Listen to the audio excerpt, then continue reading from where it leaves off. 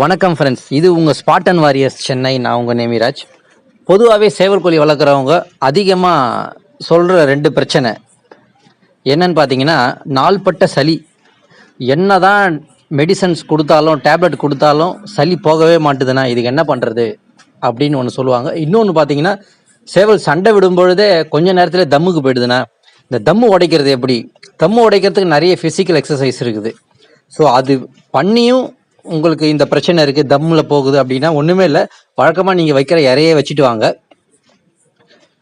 சேவல் கோழிங்களுக்கு நீங்கள் உங்கள் ஸ்டைலில் என்ன இறை வைப்பீங்களோ, எது கொடுத்தா எது என்ன உங்கள் சேவலுக்கு நல்லா இருக்குன்றது உங்களுக்கு தான் தெரியும்.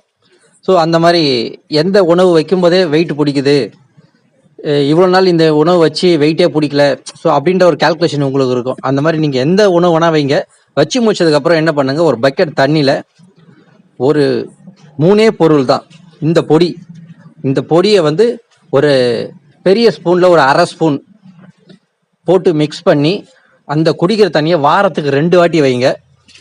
உங்கள் சேவல் தம்முக்கே வராது, சீக்கிரத்தில் தம்முக்கே வராமல் சண்டை போட்டுட்ருக்கோம். அதே மாதிரி நாள்பட்ட சளி இருந்தாலும் உடனடியாக கரைஞ்சி மோஷன் வழியாக வந்துடும். சூப்பராக இருக்கும். சளின்றது பிரச்சனைக்கே இடம் இருக்காது. அதே மாதிரி சேவல் சண்டை போடும்போது தம்முக்கே போகாது. என்ன இது சூட்சமாக சொல்கிறாரு, இந்த பொடி என்ன அப்படி பொடியாக இருக்கும் அப்படின்னு பார்க்குறீங்க. ஒன்றுமே இல்லைங்க. சுக்கு, வெள்ளை மிளகு, கருப்பு மிளகுல வெள்ளை மிளகு, அப்புறம் பார்த்தீங்கன்னா திப்பிலி. இந்த 3 பொருள் தான். இந்த 3 பொருளையும் 10 கிராம் வாங்கிக்கிங்க நாட்டு மருந்து கடையில் போயிட்டு. அதிகமாக வாங்காதீங்க. 3த்துலேயுமே 10 கிராம், மொத்தமே 30 கிராம் அப்படியே அரைச்சி பவுடர் ஆக்கி ஒரு தனி டப்பாவில் வச்சுக்கோங்க. அளவு கூட்டக்கூடாது. இந்த வெள்ளை மிளகு ரொம்ப எஃபெக்டிவானது. கூட்டிட்டீங்கன்னா குடல் புண்ணாயிடும், அதுக்கப்புறம் சேவல் அவ்வளோதான் கண்டமாயிடும். அதனால இந்த மருந்தை ரொம்ப கேர்ஃபுல்லாக யூஸ் பண்ணணும். ஒரு அரை ஸ்பூன் தான் போடணும். ஒரு பக்கெட் தண்ணிக்கே அரை ஸ்பூன் தான் போடணும், அதுக்கு மேலே போடக்கூடாது. அதை போட்டு நல்லா மிக்ஸ் பண்ணிவிடுங்க. அதே மாதிரி இன்னொரு விஷயம், இந்த பவுடர் எடுத்து டைரெக்டாக வாய்க்குள்ளே போடக்கூடாது.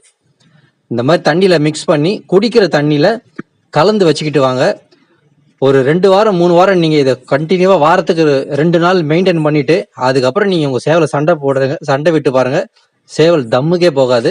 அதே மாதிரி நாள்பட்ட சளி இருந்தாலும் உடனடியாக கரைஞ்சி சூப்பராக நிற்கும். நீங்கள் எந்த மெடிசனும் மாத்திரையும் டானிக்கோ இன்ஜெக்ஷனும் எதுவுமே போட தேவையில்ல. சூப்பராக சளி பிரச்சனையே இல்லாமல் இருக்கும். அது எந்த காலமாக இருந்தாலும் சரி, பனிக்காலமாக இருக்கட்டும் மழை காலமாக இருக்கட்டும், இதை பயன்படுத்துங்க. இந்த இன்ஃபர்மேஷன் எல்லாருக்கும் யூஸ்ஃபுல்லாக இருக்கும்னு நினைக்கிறேன். நன்றி, வணக்கம். அடுத்த வீடியோவில் பார்ப்போம்.